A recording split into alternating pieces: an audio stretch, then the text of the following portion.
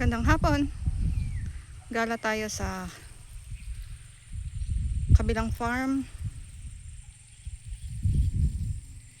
Sa farm ng kapitbahay. Nag-iingay na yung kanilang baboyan. I mean baboy pala. Ganda. Sakto lang sa init.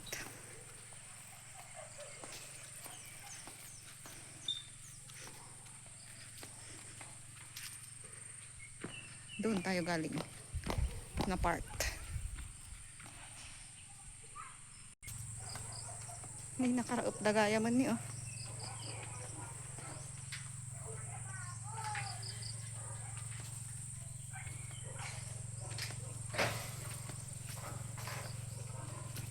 May bunga yung saging oh. May bunga yung saging nila. Mukhang may bumibili ng baboy. Di ano?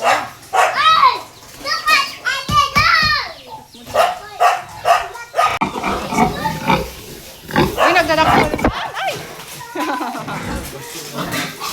Nagdadaktal din!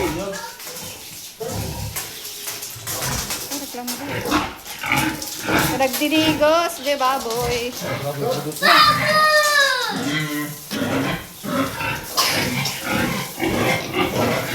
Nagano. Ano dagay patom kay din? Ano dagay patom?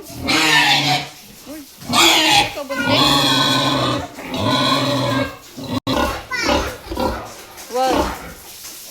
Problema mo? Din. Little boss. Tambo. Saan manok ka pa dito? Nagadugay manok ni Kaden ah. Nagadupay pato na. Manok ko. Motor daw nila ko rito sa manukan at baboyan nila. Dito. Manok ko. Ayan nati manok mo. Oh, manok daw niya yon. Manok ka no ni Kaden di ay.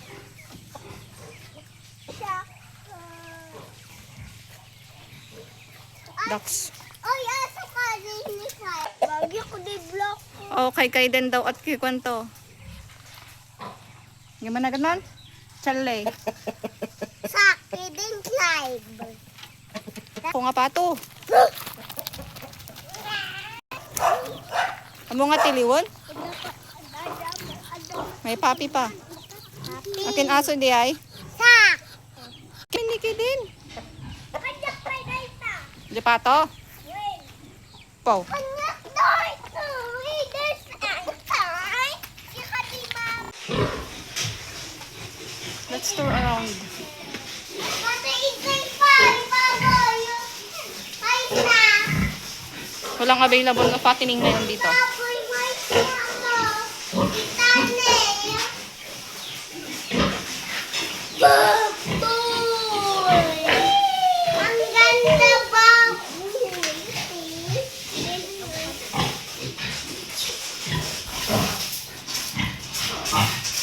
Behave J Bula. Behave J Bula. Nga linabsak katay. Nag-behave J Bula.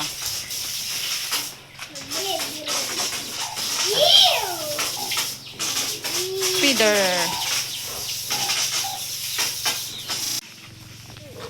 Dami pa nilang prutas.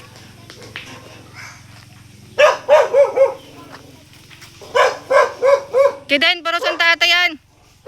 Puro suntan. Silang pinya.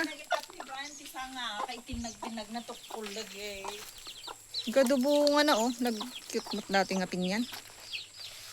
O diba, nangaruba ak lang. Pati pinya, sinarak ko. Napedyo nga ito. Napedyo yun eh. Sari-sari. Dapat tugi dyan eh. Kan ube. Nakita ka dyan tugi. Dapat parda itaangan. Ay, dyan kumada pulong na. Ay, pulong na. Bunga na nga parda.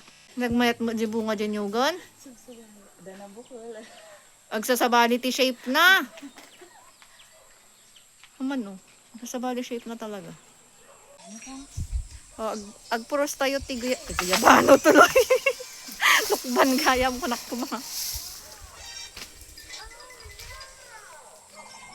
Basta ka lang Can you watch Josh, please? Try da ka nung si Pawon. I also. Try daw niyang i-catch. Bilakat! I have you.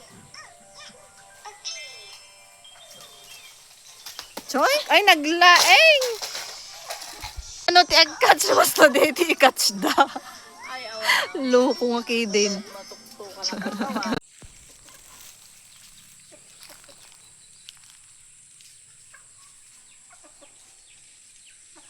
Nag-aabang ng magtatawag sa pagkain nila.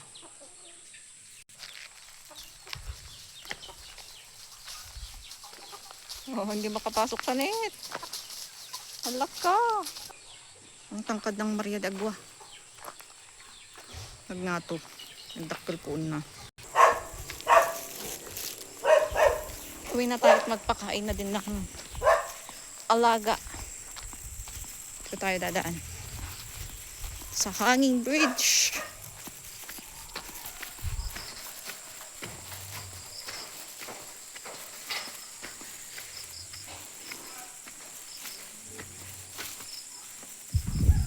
Para na't umuwi, magpakain ng alaga.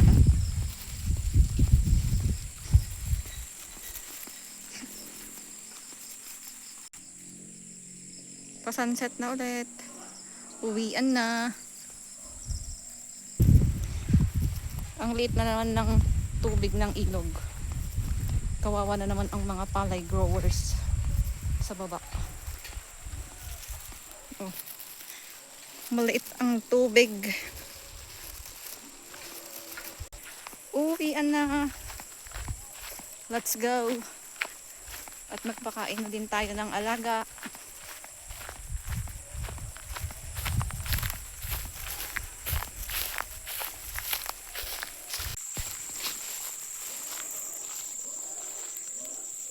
Maingay na sa kabilang farm. Maingay ang kanilang mga baboy.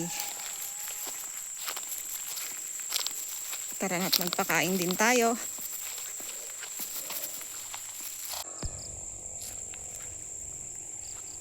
Ang pait nitong nadaanan ko ng kalabaw ng kapitbahay. Hello. Possible buntis daw ito.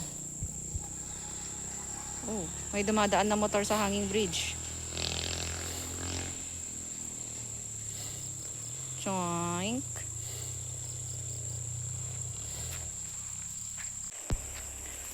Marami ring kamoting kahoy na tanim ang kapitbahay.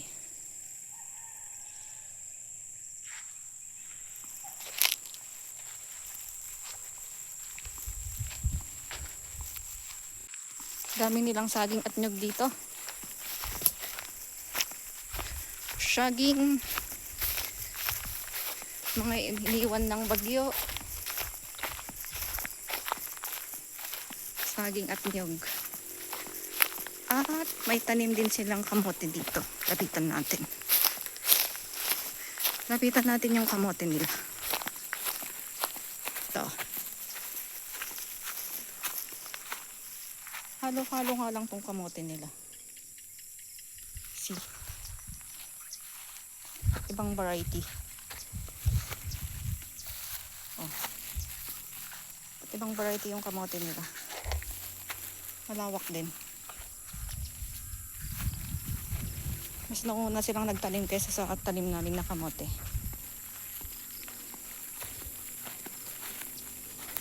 Lawak ng kamote nila.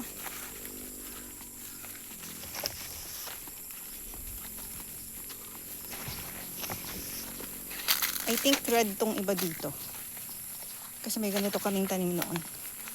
Red.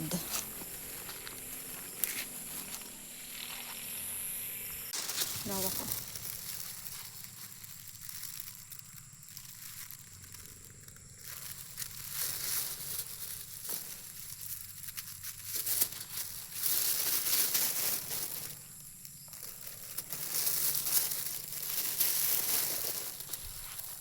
Lawak ng kamote hanggang sa taas. Naglawa. Mas malawak ng tanim nila sa tanim namin. I can say. Pero mas mauna silang magka-harvest.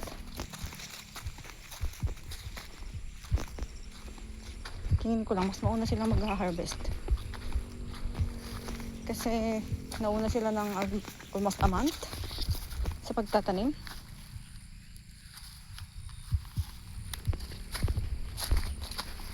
Red ito. Wala akong makikitang purple.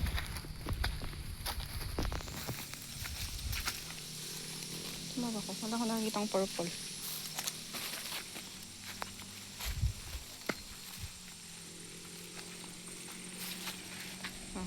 After kamote, sitaw naman. Ayun, hanggang doon yung kamote sa taas.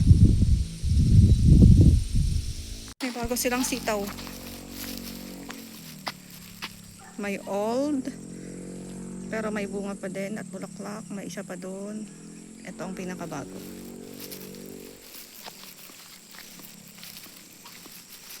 Naggagagati ka Aruba. Malawak ng mga pananim nila.